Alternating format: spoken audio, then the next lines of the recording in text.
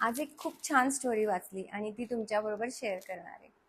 एका गावात एक म्हातारी असते आणि तिच्याकडे एक कोंबडी असते. ती कोंबडी रोज सकाळी ओरडली ना की सूर्य उगतो, असं ती म्हातारी रोज ऑब्झर्व करते. मग ती एका दिवशी गावाच्या आत जाते आणि सगळ्या लोकांना जमा करते.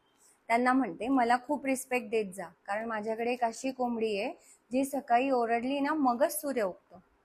ही गावातली लोक एकमेकांना पाहून हसायला लागतात आणि म्हणतात, ही म्हातारी आता वेडी झाली आहे.